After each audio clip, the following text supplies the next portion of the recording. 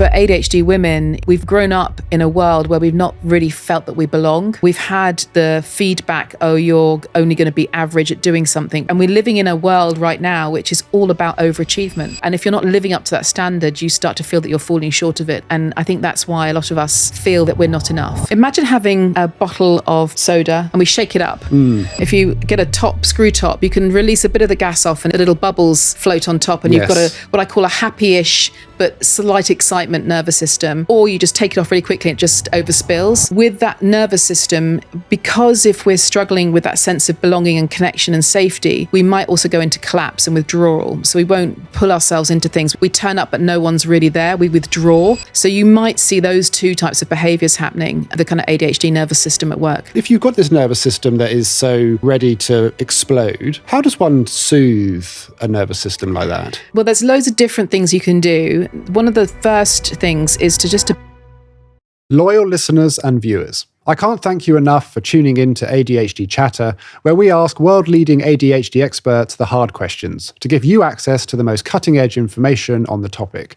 If you've ever felt broken or different, I hope this helps in your search for information, answers, and community. And do you know what would really help me in return? By clicking the follow or subscribe button wherever you're listening. It might not seem like much, but at ADHD Chatter, it means a huge deal. And with this, I can book more incredible guests and keep the self-discovery fire alive for all of us, including myself. Just one click of a button goes a lot further than you think. We'll promise to listen to your feedback and book the guests you want on topics that matter to you. And remember, you're not broken, just different, and you have always been enough. Sam, thank you so much for joining us. Thank you for inviting me. It's amazing. It's a pleasure to have you in the ADHD Chatter studio with all of the items behind us. Your item is patiently waiting under the cloth, Exciting. Which we will reveal later. But firstly, Sam, just to sort of set a foundation for the episode, what's your mission, would you say, in terms of ADHD? Great question. I think there's probably three parts to it, as ever. There's never one, is there, in our heads? Number one is, obviously, I've been a leader in technology for a long time now, as an ADHD coach for leaders, was how do I help people like me who have ADHD in organizations to thrive and survive? Because surviving in a corporate space can be quite hard when you can't read the room, or it's not fit for your brain. So the second part is, then how do I help organizations support their employees better, and also create processes and procedures that are fit for maybe ADHD customers? You know, access to work right now is more like inaccess to work, you know, because those experiences are really poor for us. So that's number two. And then number three is a really big one for me, which is how can I help younger people who are growing up with ADHD find their way of being in the world, and give them hopefully a role model that can show them that you can achieve things in some way, and kind of show them that way and make them feel that they can be part of that, and that they belong. They deserve to be here. It's almost quite uncanny hearing someone who I've just met sort of share three missions that I already can tell would have massively helped in my career and moments up until this moment. Yeah. What do you think it is about the nervous system of someone who has ADHD that makes it a requirement for you to go on that mission? So I've been doing so much work on sort of the nervous system and ADHD. I've been training as a polyvagal therapist over the last little while. And we're very highly sensitive. I see that in a lot of my clients. And I think we, you know, and you'll know from your own experience with emotional dysregulation and kind of RSD. I think it's just, I want people to feel safe and to feel connected. And so if I can help enable that through the work that I do, whether it's, you know, the articles that I write, sharing a perspective, doing work in schools, then I will feel that I've actually managed to contribute something to the world and made the world a better place for those people. It feels like people with ADHD are in a constant survival mode. They're constantly scanning for criticisms and rejections. Correct. Because they're so fearful of the response that they will feel, the pain that they will feel if they encounter one.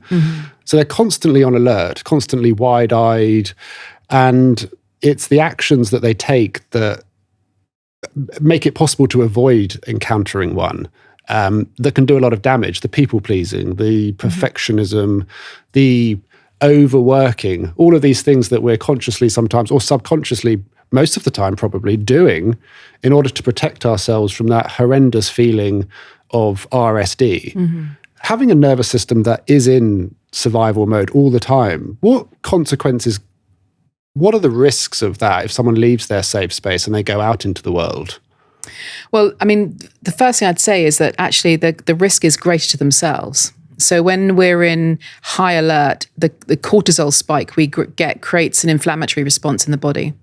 And that then is almost like the path laying for things like, heart attacks, cancer, migraines, and that kind of. And there's a body of work, I believe, now that's uncovering the fact that we might have a higher inflammatory response compared to neurotypical people. So the damage is being done internally. It's almost like a harm to us. And then if we're in that state of high alert, so we're in that fight or flight mode, all the adrenal glands are going, but we then enter into a world where we're expecting some kind of danger to be happening. So we then respond in a way, assuming that the dinosaurs are coming, right? And that's kind of what we're expecting to see. Tyrannosaurus Rex kind of roaming down the road, but that's not really what's happening. In our brains, there are also kind of glitches. I call it the tech glitches. So we have all people predict things, right? They predict what's going to happen based on past experiences, but ours can get a bit glitchy. So we start to predict and make prediction errors in the way we see things. So we may anticipate something being worse than it is. And then that just sort of feeds back into the system when we don't get that resolved properly with our nervous system. So it can be quite challenging for us. Perceiving or seeing rejection when it's not there is so common. I've said that example before. If your boss asks you for a quick chat, but without any context, you jump to the worst case scenario. You think you're going to get fired, or if your boss or if your friend cancels at the last minute, something's come up and they're too busy to see you. You instantly think that they hate you, and it's a visceral, instant response. It's sadness. It's rage. It's shame above all. Like their approval of you has suddenly been snapped away. And what's happening in those moments is, we're gearing up for that kind of engagement, and so we will enter into either a meeting ready to fight. So we're not co-regulating enough, and people pick up on that, or we end up having a WhatsApp argument or a Snapchat argument with our best friend, and misreading the nuance of what might have happened, and making 2 + 2 = 5. So I think it can be damaging to ourselves internally and to our bodies, but also then to our social relationships as well if we're not careful in how we manage it. 2 + 2 = 5, a brilliant way to describe it. You can lose entire friendships. You can cut people, good, really well-intentioned people out of your life because you have perceived a slight or a slight criticism or a rejection from there that probably wasn't even there. But it's easier to just cut off rather than confront it, because if you confront it, then you're exposing yourself to I also think, sorry to interrupt you guys, I also think that we're not very good at conflict management. Because when cortisol rises in our body, the prefrontal cortex goes offline. So we sort of just go into what people used to call chimp mode. And I think at that point, we lose the ability to have a rational conversation. So we then sort of go into, as I said, into fight mode, but we can't have the conflict very well. So it's kind of that all or nothing that tends to happen. Absolutely. And if you have this nervous system that is constantly scanning, alert, tiptoeing around, desperately trying to avoid the pain of rejection, how does that show up at work? I think it can show up in a couple of different ways. So one is you could be, imagine having a bottle of pop soda, right? Sure. And we shake it up. And the nervous system, if you get a screw top, you can release a bit of the gas off, and the little bubbles float on top, and you've got what I call a happy-ish but slight excitement nervous system. Or you just take it off really quickly and it just overspills. So I think you might see that overspill happen. With that nervous system, because if we're struggling with that sense of belonging and connection and safety, we might also go into collapse and withdrawal. So we won't pull ourselves into things. We turn up, but no one's really there. We withdraw socially. We don't engage. So you might see those two types of behaviors happening with people with a kind of ADHD nervous system at work. Yeah.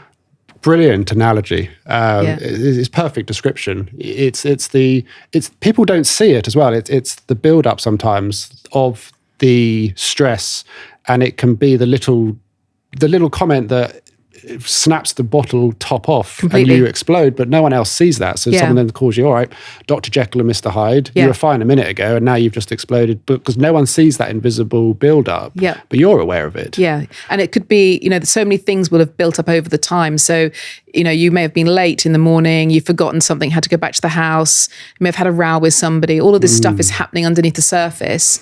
And it's just, it's one thing that just kind of tips you over the edge. And it could be as simple as someone looking at you funny, or an eye roll, or a silence, or a sigh even from your boss. And you're like, oh, I'm going to be fired. Oh my gosh. And everything just kind of spills over. People with ADHD tend to be, from my experience, super intuitive, aware. We pick up on those little micro signals of annoyance, or we pick up that someone's annoyed with us. Those, like you said, the heavier footsteps, the tone of voice change, the little micro change in facial expressions. Why do you think people with ADHD are so attuned to sensing these little changes? I don't know the reason why. I think, there's lots of conversation around whether or not our DNA came from the kind of hunter-gatherer era, right? And whether we're more perceptive of the changing in environment. If you listen to some of the specialists and experts in sort of nervous system, they talk about something called neuroception, which is all about our nervous system is effectively a surveillance scanning. But that with ADHD, we may end up being oversensitive to certain things. So I think sometimes what can happen is we will look at something and we may then make a meaning and predict that it's about us. As opposed to thinking, actually, maybe they've had a bad day and actually it's not about us. So I think we get that sort of extra sensitivity happening, which then we're not able to validate. We don't have the evidence, but based on past experience, all the things that happened in our childhood when we got told off for fidgeting in school, and therefore we make that thing about we must have done something wrong. I suppose the let's say 20,000 negative comments that many of us were exposed to, plus the actual executive function challenges which can lead to impulsivity, you sort of couple those together and someone replies to a text message with a thumbs up emoji and you can instantly assume the worst. How, if you've got this nervous system that is so ready to explode at any moment, if it's ready for that bottle cap to pop off, how does one soothe a nervous system like that? Well, there's loads of different things you can do. One of the first things is to befriend it. So getting to know it. So there's a we call it the autonomic ladder. So getting to know, if you think about the nervous system, we talk about the big vagus nerve, which is this sort of ancient nerve, and it came online millions and millions of years ago with with evolution. And there are three parts to it. There's dorsal vagal, which is all about the story of protection, if you like. And when we're in dorsal vagal, it's sort of the dorsal vagus nerve is responsible for digestion, but it's a story of withdrawal, disconnection. And then you have, and that's part of your parasympathetic. Then you have your sympathetic nervous system, which is the sort of fight or flight, ready to go. And that's a story of protection, if you like. And then the latest nerve part of it is called ventral vagal, which is all about the story of connection and safety. And we're wired for connection as humans. So befriending your nervous system, some of the things that we do, or I do, is we map it and we start to give it colors. We start to say the world is, when I'm in this state, the world is, people are, and I am. And just, most people will go, well, when I'm in dorsal, it feels really sludgy and heavy. I feel like a bit of a mole. I'm withdrawn. I don't want to talk to people. And so just learning to understand the nuance of your states, because one of the things I find with a lot of my clients is we go from, it's all black and white. There's no sort of gray in between. So being able to sort of understand and analyze the state a little bit and say, am I really in this state, or is it something else? I'm actually hungry. right? But actually now I've perceived that I'm a bit grumpy. So we do that first of all, and we teach something called the vagal brake. So helping people to kind of put a brake on that speedy feeling that we might feel as we rev up the Ferrari motor brain, and we rev that up. But doing simple things like breathing, making the VOO sound. If you did the VOO sound, like VOO, that has a really calming impact on your nervous system. What we tend not to do is do what we know, right? As lots of people will say with our ADHD. So it's just having a kind of like an activation kit that you can pull on.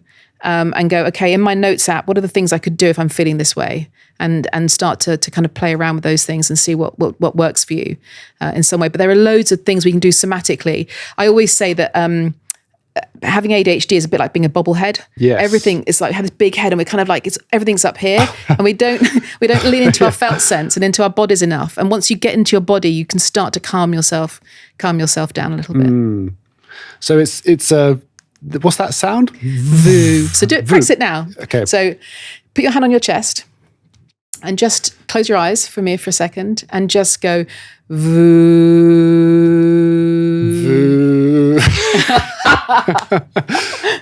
VOO. You should feel it reverberating in here, but you might. I can feel the vibrations. Yeah. So if you hold it, do it for about 10 seconds, between 5 and 10 rounds, you may start to feel your system just calm a little bit. Sure. And obviously it's a bit weird us doing it here, but if you were to practice that, you might be able to do it.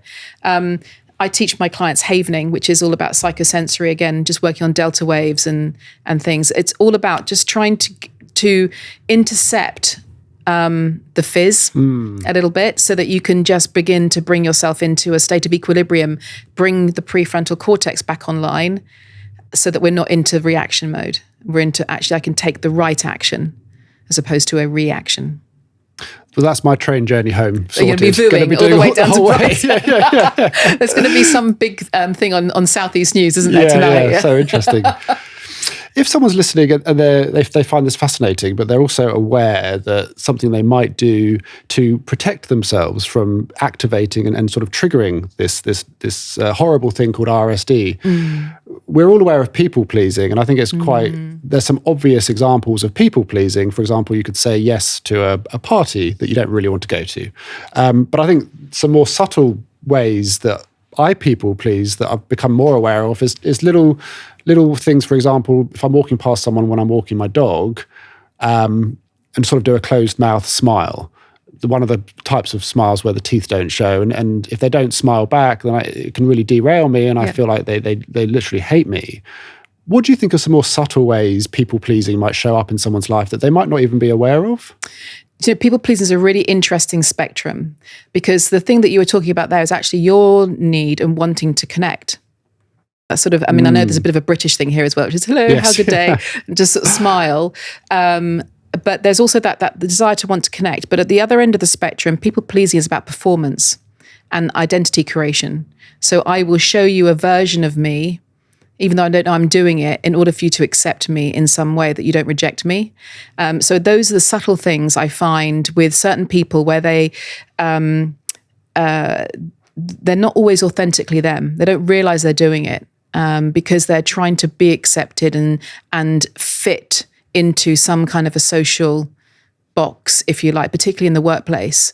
And it happens a lot with women as well because of sort of social conditioning. But you definitely see that element of it. So, you won't necessarily share your whole opinion in case people don't like it, for example. It's just those little subtle things I find that people do. So yeah, they kind of self-edit a little bit more than they probably would do. And advice around stopping people pleasing or cutting it back, is that as simple as it sounds? Because it feels like to me, someone who is an alcoholic, if we were to tackle the drinking and I said to myself, well, okay, reduce the drinking or stop it, don't walk past the alcohol aisle in the supermarket, that's not the solution, because I'm not drinking because I like alcohol. I'm drinking because I'm trying to escape some kind of pain in my life. Is people pleasing essentially trying to escape the pain of RSD and therefore just telling someone to stop saying no? Is that not very helpful? I don't think it's very helpful, because we've got to get to the root cause of why. I always say that humans are beautifully complex layer cakes, right? ADHD is a part of us, but it might not be the only reason you're people pleasing. It's very likely that there's a schema that's been built in from when you were a younger child. And, for me, it was that I don't belong, right? I don't want to be rejected. So you're trying to feel safe with others, and you do that by becoming a bit of a chameleon to support how you show up. So for me, I think there's, when I see people with kind of what I call a high people-pleasing mask, we begin to inquire where the root cause of that might have come from and start to deal with some of the limiting beliefs that might be around that, and developing an awareness of how it impacts them in their daily life, and how it makes them feel. Because often with people pleasers, you begin to feel quite resentful. You take on too much. And then you're a bit like, oh, woe is me. I'm going to head on down to victim in the drama triangle, and I'm just going to sit there and beat myself up for like 5 minutes or 5 hours. And then it's beginning to build self-trust around what you can say no to, or using language which is, I'll get back to you, because we don't like saying no, right? I'm a recovering people pleaser. We find it really hard. So it's more about, let me come back to you on that point, and giving people a different way of dealing with the boundary setting. That's how I'd approach it. And not going from, you wouldn't suddenly put an alcoholic and you might take all the alcohol away, but do you know what I mean? You wouldn't put them into cold turkey. You might sort of titrate them down a little bit. So just this week, can you do a 10% less? Understanding your triggers. Who's the person who triggers you mostly for your people pleasing? Right. For me, it's my big brother. Right. He'll laugh when he hears this. I think it's great. But, so it might be that person. And it's just really understanding the nuances again of where it happens, why it happens, and what you're seeking from it. Because it might be a dopamine reward as well. Right. Sure. It's nice to say yes. And sometimes, I don't know about you, but sometimes it's almost like a reflexive yes. We don't even think about it. It's like, yes, I'll do it. Yeah, it's just come out of my mouth. I'm like, what the hell? So yeah. Can it be the avoidance of shame as a motivator to people please? Because if you're people pleasing to avoid essentially facing a rejection or being criticized, and the pain of being criticized, the main ingredient of that with RSD for me certainly is the shame. Yeah. So can shame be a motivator for people pleasing? Shame and avoiding of the conflict, right? So you'll sort of hold the shame of not being seen to be good enough, or not being the one who's being chosen. If you're the person at school who was always the last to be picked for sports, and you're actually, I want to put myself first in this instance. So I think there is all of those emotions, but that's why I think it's really important that, we don't just blame the ADHD. Yes, the ADHD is a compounding factor. We have to get under the emotional lens of it as well. And there's also things like secondary gain. I get a reward, which is why ADHD, people pleasing sometimes can become a performance, and it's very extreme, can be quite manipulative, because actually I get to be seen as this person, and it's understanding that and what that means to the individual. What would a manipulation version of people pleasing look like? I think if you're creating a version of you that isn't true to you. Sure. So you're trying to, you're showing up as something, but actually that's not necessarily who you are. And I'll give you a really good example. A few years ago, I was in a leadership team, and we had a big leadership development program. And I can remember at the end of this session, I think it was day 1 or day 2, the facilitator asking everybody what you were thinking. And I didn't want to say what was on my mind, because I was like, well, what if they think I'm stupid, or I might offend someone? And I was just mute. I was just like, didn't say a thing. And the guy said to me, it's what you don't say that's the problem. And I was manipulating the outcome by not saying something. So I was people pleasing in that moment. And so it might be unconscious for us, but we're doing it so we don't get rejected.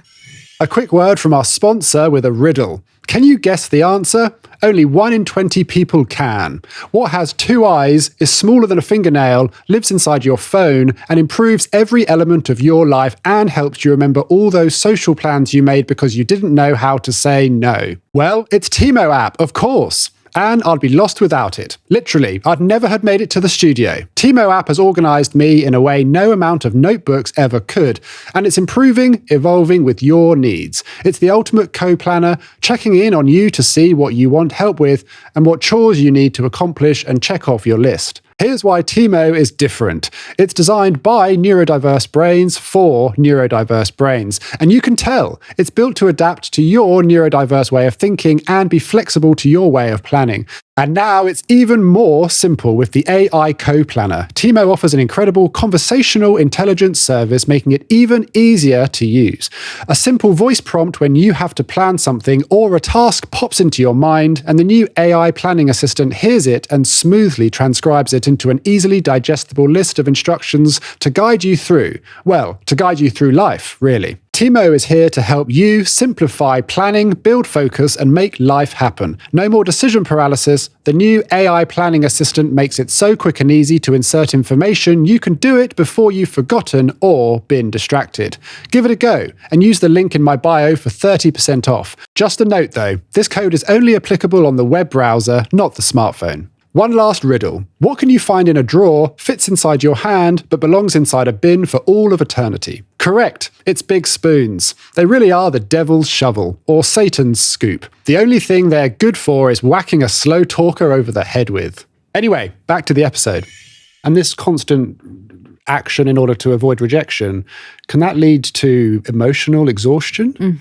Yeah, because you're constantly masking and you're managing this sort of emotional labor consistently, right? I'm presenting, if you can imagine going into work, and yes, we all do some sort of self-editing, but if you're having to mask because you've got ADHD, so you're trying to stay on top of your executive functioning and look as if you're in control, then you're masking your people pleasing. You're doing a huge amount of cognitive and emotional labor just to exist in that day. So you can imagine when you get home, that will all spill out. The fizzy bottle will just explode again, right? So that's when you get the meltdowns or the arguments or even the coping mechanisms like alcohol and drugs. You hear it time and time again, someone who they're masking so heavily at work or just throughout their day, and they get home and they just don't have any energy to mask or regulate in the tank. And that looks like an explosive argument with their partner. And the RSD effects of how that can quickly escalate as well when there's RSD in the mix. Yeah, absolutely. So you've got this energy everywhere with nowhere to go, essentially, and it then becomes unhealthy in so many different ways, and really bad internally for us as well. How does one begin to start their journey of understanding how to regulate their emotions? If someone with ADHD is good at regulating their emotions, what are they doing right that someone who's listening who really struggles with RSD might not be doing?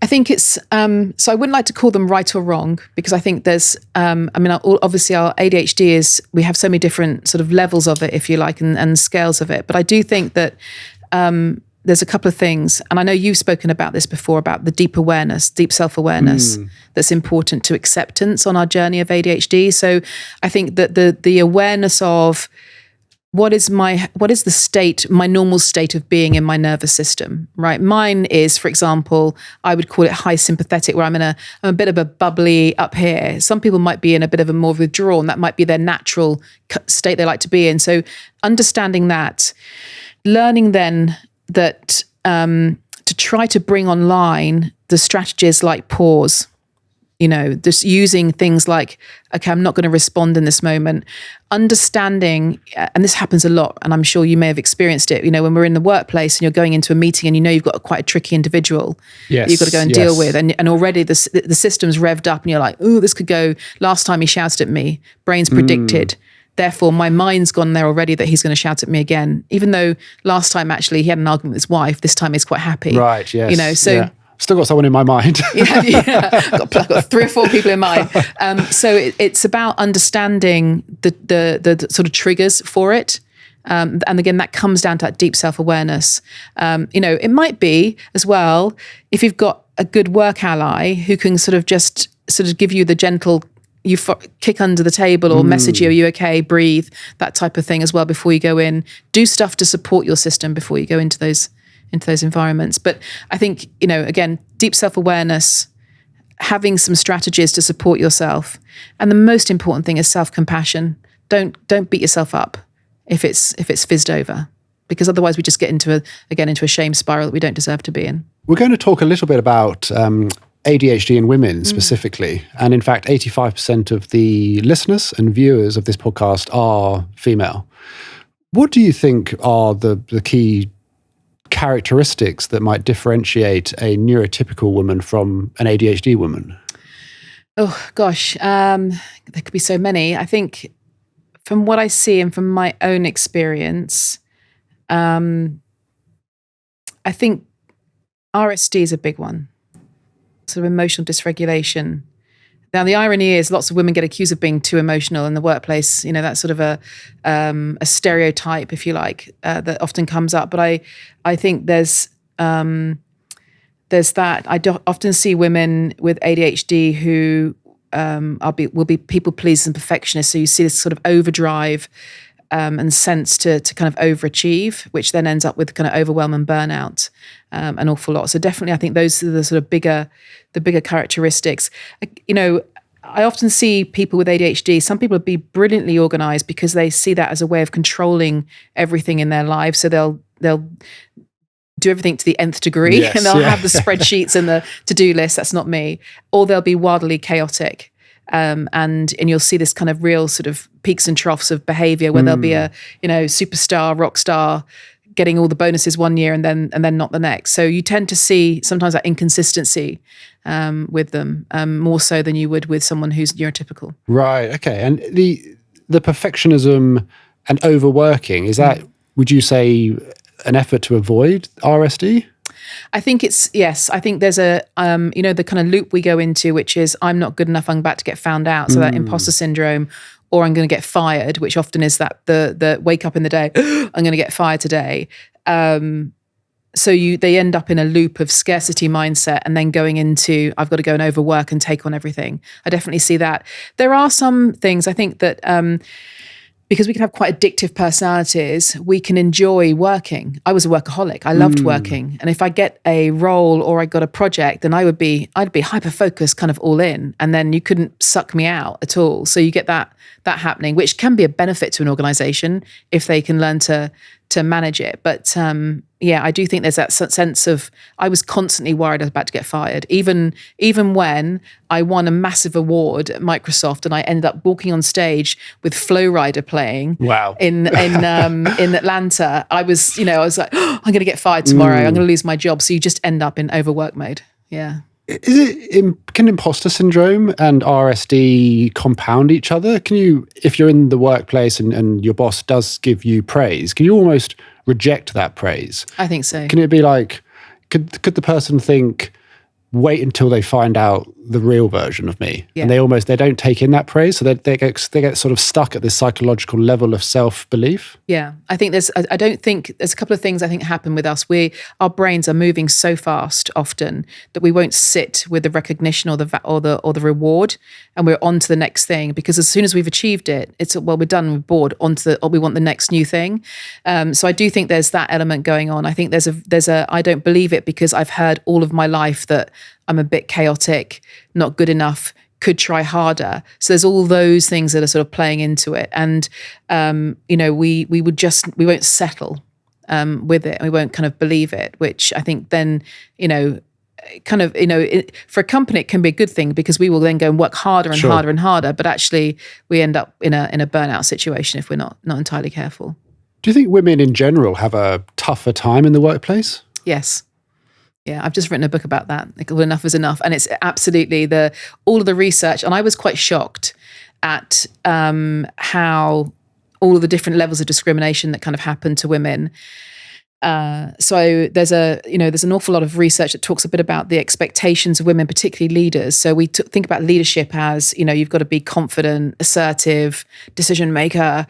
It all come from sort of the army way of thinking. As soon as a woman starts to exhibit that, they are discriminated against because they're not fitting into the stereotype of being empathic, nurturing, kind. So they get judged far more harshly than men do, which is why they end up kind of being spun out of organizations quite quickly.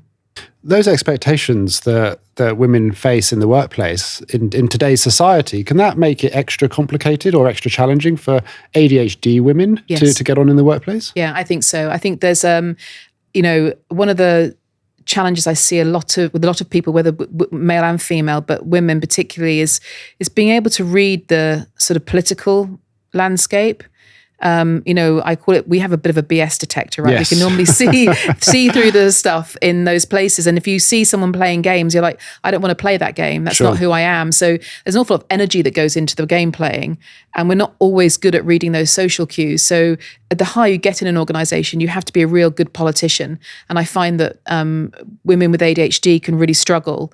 They can be too blunt. They might be too emotional, so-called, or they're feeling and experiencing that. And they struggle just to find that path forward. You mentioned a moment ago, many ADHD women purport to feel like they're not enough, which is obviously tragic. Do you have any theories as to why so many ADHD women do feel this way? I think there's a couple of layers. I think women generally feel that. And that's because of all the societal expectations that that are put upon us, whether it's our looks, the kind of the beauty industry is always telling us that we're not good enough in every single way. And I think for ADHD women, if we've grown up in a world where we've not really felt that we belong and not fitted in and not found our tribe in some way. We've had the feedback, oh, you're only going to be average at doing something. We're just embedding all of that all of the time. So, and we're living in a world right now which is all about overachievement. It's all about how fast you can do something, get something done, be more productive. And if you're not living up to that standard, you start to feel that you're falling short of it all of the time. And I think that's why a lot of us feel that we're not enough and we're not good enough. That horrible feeling. I mean, that outside of the workplace, what knock-on effects could that feeling of not being enough have? I think it's huge. Actually, it was really interesting when I was writing a chapter about building around young women in the book. And I interviewed a load of women, and from the ages of 17 up to about 30. And so many of them don't feel enough. And it has an impact across all of their life. So their relationships, their social relationships, the things they do or don't, right? The kind of risks they might take. So because the kind of, I guess the domino effect is if I don't feel enough here, I'm not going to go and strive for my goals or my dreams sort of over here. And it just makes them judge themselves far more harshly. And then everyone's really influenced by social media. So you just get all of these references and this almost reinforcement all of the time of how you're feeling about yourself. And it pulls people down into a really, I think, bad psychological place. What do you think women need to hear, would like to hear, or should be told to help them feel enough?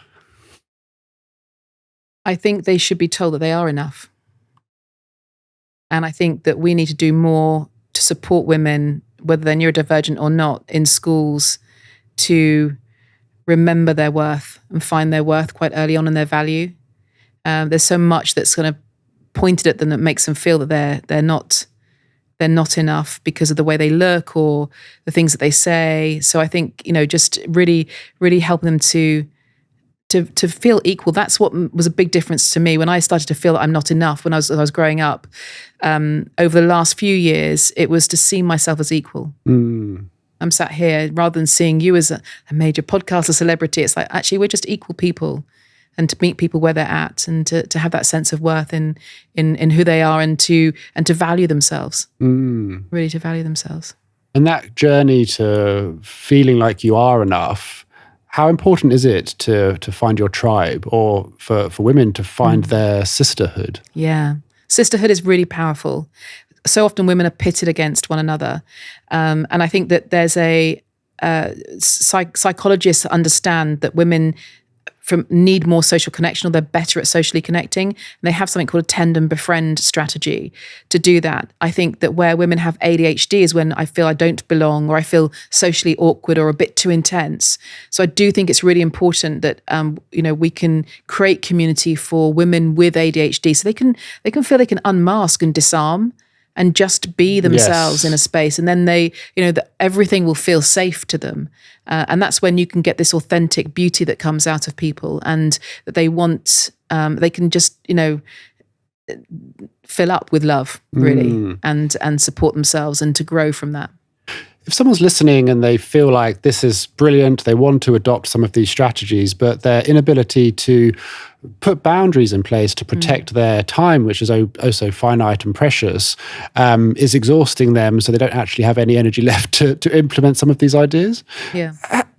ADHD and boundary setting, how does one start on that journey? I know it's huge and very difficult. What would be like the page one of how to set boundaries? How to set if you boundaries. Have ADHD. That maybe it's a whole book in itself. There Yes, you go. yeah. I think the first thing is around really understanding your values, because what often happens is that if we don't know who we are and what we stand for, we will allow all those boundaries to be kind of walked over.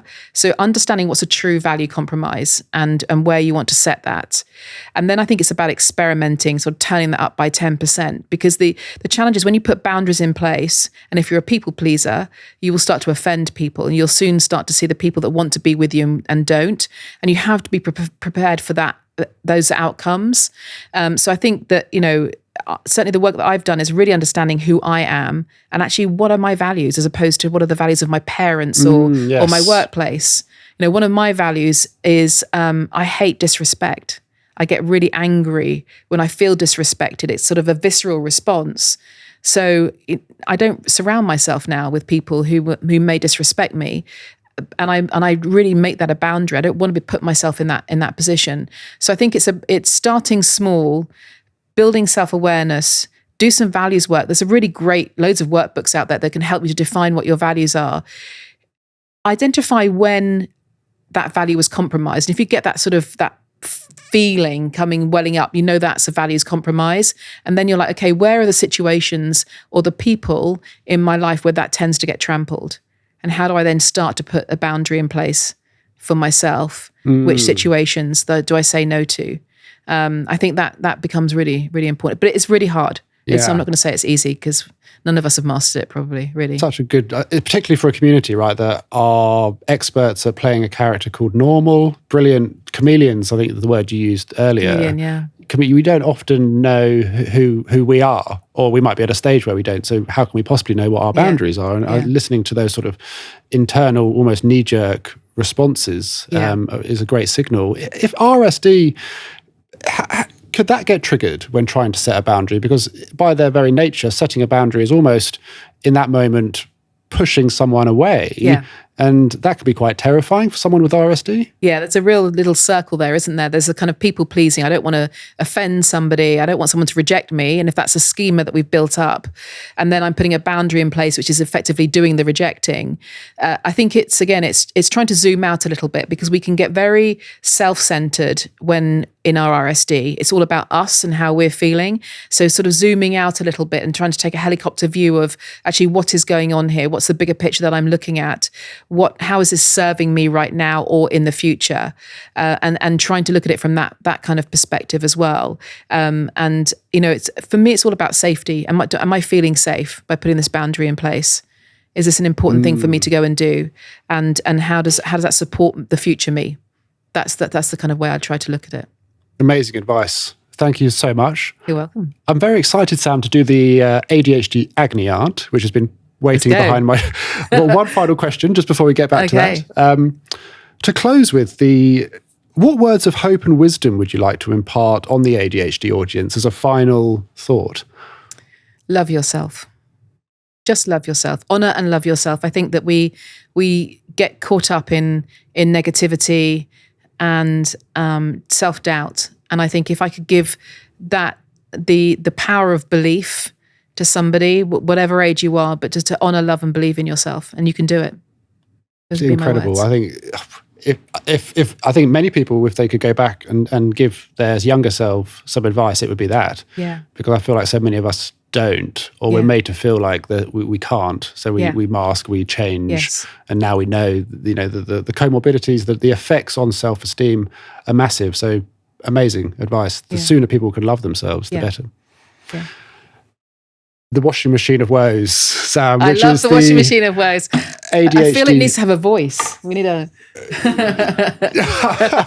what would it be, do you think? I don't know, but I don't know what that washing machine of woes voice would be like. We'll get an animator to put a smiley face on it.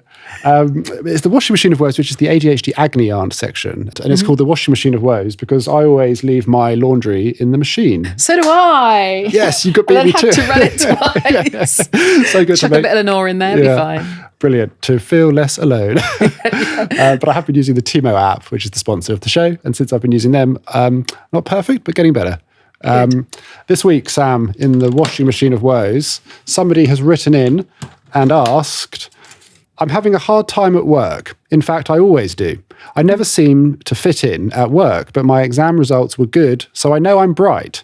Do you have any tips for someone who finds it hard to submerge into the workforce because I'm finding it hard to progress? So I think my advice would be to define what fitting in means for you. What aspect of fitting in in the workforce? Is it socially? Is it finding a group of people? Is it that you want to be promoted, and just figure out what that direction and path needs to look like? And then create a bit of a plan around it. I mean, maybe it's getting some additional support, because it might be that your RSD is sort of, glitching a little bit, and we're kind of, actually it's making things appear worse than they truly are. If you're a little bit socially awkward and you struggle with small talk, it might be finding some topics that might be easy for you to talk about in some kind of a way. But that would be my sort of initial advice, if that makes sense. Yeah, totally. I mean, I'd never thought of it like that, but who defined what fitting in is? We're all living into this this definition of fitting in, and I suppose that is very objective and nuanced to you. You might also find like an employee resource group. So if it's a bigger organization, they may have a neurodivergent group, which might be a nice way for you to find a group of people that think and feel a little bit like you as well. Or you can start one up. There's always an opportunity to do that if you feel brave enough to do it. Amazing. Thank you very much on behalf of the anonymous ADHD Chatter viewer who sent that in. Penultimately, Sam, I want to reveal your ADHD item, which has been patiently waiting underneath that cloth. Every week I ask a guest to bring in an item that most represents ADHD. And this week, yours... Don't fall off the table. Your ADHD item is I keep getting the pronunciation wrong. Kaleidoscope? Kaleidoscope. I'll give it to you. I'll let you say what it is. I'm going to sit here and play the kaleidoscope. Cue visual prop of kaleidoscope. Yeah. View visual aid. Cue visual aid. There you go. Look, yeah. Do you want to know why? Well, I mean, can I guess? Yeah. Is it because it is very scatty and disordered, but also magical? Kind of, yeah. Okay. Yeah, absolutely. It just, I used to spend hours watching these when I was younger, like playing with them, because there's infinite possibilities. And I think that's represents who we are. There's always infinite possibilities. And that's a good thing. And sometimes can be a bit of a challenging thing as well. There's beauty in that chaos, and it can create amazing ideas and things. And I just think we're all kinds of colors, and I like that for us. So that's why. I mean, it's amazing, and it will sit proudly on the shelf behind us as a constant reminder that there is beauty. We are a kaleidoscope, and we're beautiful. We are kaleidoscopes. Yeah, Sam, absolutely fascinating. Thank you. Thank you so much. Thank you. Very finally, I want to deliver to you a letter that was written by the previous guest. Wow. The previous guest has written 3 rules to live by, and if you could kindly read those out. Okay. Am I going to have to squint at them in my dodgy eyesight? Love this. Okay, so number 1 is move your body every day, and I think this is so important for us. Believe in your potential and find ways to put it to use. 1,000% believe in that. Look after yourself with love, compassion, and kindness, which is kind of the last thing we said, isn't it? That's very true, yeah. So yes, all of those things are wonderful rules to live by. The movement piece, I think, is so important. Isn't it? That looks like 10 star jumps in the morning for me. Does it really? Yeah. We should do it. That's my weird morning ritual. But we should be doing it more and more. I mean, it moves the energy around, and it can shift how we feel as well. If we're feeling that sort of woe is me state as well, it can be really good for us. So yeah. Fascinating. Brilliant. Again, once again, Sam, thank you so much. Thank you. It's been a great session. I appreciate it. Thank you.